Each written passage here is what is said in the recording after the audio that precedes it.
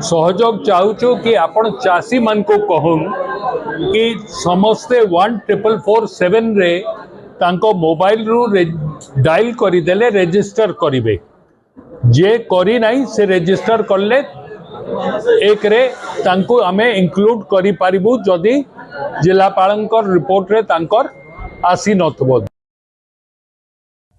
जगतसिंहपुर जिला ग्रस्त करी धान क्षयक्षतिर स्थिति अनुध्यान करिसेंती उप मुख्यमंत्री कनकवर्धन सिंहदेव। कटक जिला नियालीरू क्षयक्षतिर स्थिति समीक्षा कर सारिबा परे सेठारु आसी जगतसिंहपुर जिला तीर्तोल ब्लॉक जड़ीतीरा पंचायत बंधबाटी गाँ निकटरे चाष जमी बुली धान क्षयक्षतिर स्थिति अनुध्यान करने सहित चाषी मानकर सह आलोचना करथिले उप मुख्यमंत्री। पर कुजंग ब्लॉक कार्यालय परिसर में विभिन्न प्रशासनिक अधिकारी सह एक समीक्षा बैठक में क्षयक्षतिर आकलन बाबद आलोचना करथिले। गत अदिनिया वर्षा जगतसिंहपुर जिले में हजार हजार हेक्टर चाष जमीर धान फसल संपूर्ण उजुड़ी जाइथिबा बेले चाषीर मेरुदंड को भांगी देइछि। आज जिलार समस्त क्षयक्षति आकलनर पूर्णांग रिपोर्ट राज्य सरकार निकट को पठाजिबो बोली जगतसिंहपुर जिलापाल कहिसेंती। कुजंग ब्लॉक रे सर्वाधिक 40% क्षति होइतिबा बेले सारा जिले में हाराहारी 30% क्षति होइतिबा जिलापाल सूचना देइछंती। मात्र जिला प्रशासन एही रिपोर्ट को नहीं आपत्ति उठाई चाषी। चाषी अभियोग अनुसार जगतसिंहपुर जिलार 8टी ब्लॉक रे व्यापक क्षति होइछि। विशेष भाव में बालिकुदा, एरसमा, नाउगाँ, जगतसिंहपुर, रघुनाथपुर आदि अंचल रे वर्षा अधिका हेबारु अधिक धान फसल नष्ट होइछि। देखिले अंचल रे टोटाल धान ये चाषी माने बहु हंतसंत होउछंती। कहार आ धान नाही आज्ञा पानी रे बुड़ी के अवस्था रही। आज मंत्री को सामना को तो धान आनिक आसीचु। मंत्री आज निजे देखिए आ आम जमी पाखु जाई परिबे। आमे आशा रखीचु मंत्री आम क्षतिपूरण आम पई निश्चिंत सहायता करिवे।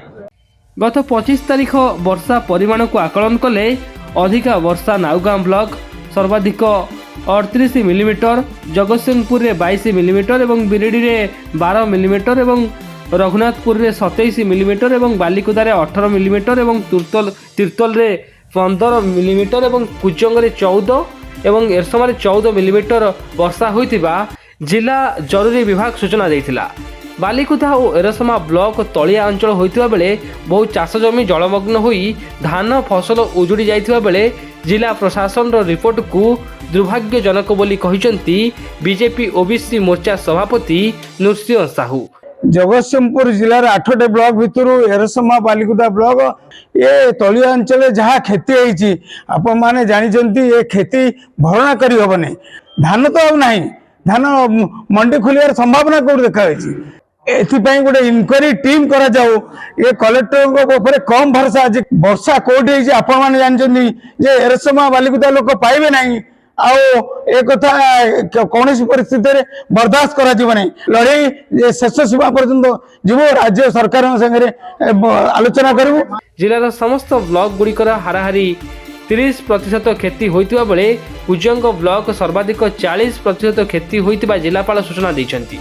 आज अधिक चाषी रेजिस्ट्रेशन कले क्षयक्षति आहुरी बढ़िबार संभावना रहिछि बोली जिलापाल गणमाध्यम को सूचना दैछंती।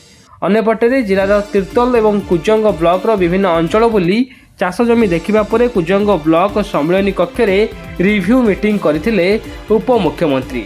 एथिरे विभिन्न विभाग ऑफिसर जोग दैथिबा बेले राज्य सरकार चाषी मानक सहित रहिछि एवं सेमानंकु सठिक क्षतिपूरण दियाजिबो बोली उप मुख्यमंत्री प्रकाश करिसेंती।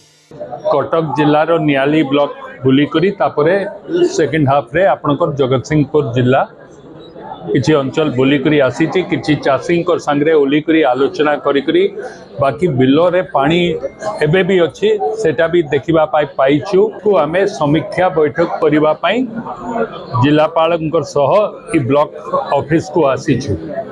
निजर स्मार्टफोन नहीं करी जदि निज जमी रे जाइकरी ठिया हेई कोई जियो टैग करिदेबे तो तांको बिलर सबू सेने चाष हेइथिला कि नहीं, चाषर स्थिति कौन थिला, से स्प्रेड ही करी थिला कि ठिया ही थिला, से डिटेल रिपोर्ट सैटेलाइट इमेजरी रे आसी जिवो। डीबीटी मोड रे तांको खाता को डायरेक्टली पैसा दिया जिवो से सुविधा सरकार जोटा तांको जोगाई देबा पाई जाउची अपेक्षा करंतु जदि परिवार चाषी रो भी किछि क्षति हेछि से माने जाइकरी तार जियो टैग करंतु एथिरे विभिन्न विभागर ऑफिसर ई कार्यक्रम रे जोग दैथिबा बेले राज्य सरकार चाषी मानक सहित रहिछि एवं सेमानक सठिक क्षतिपूरण दिया जिवो बोली एथिरे उपमुख्यमंत्री प्रकाश करिसेंति।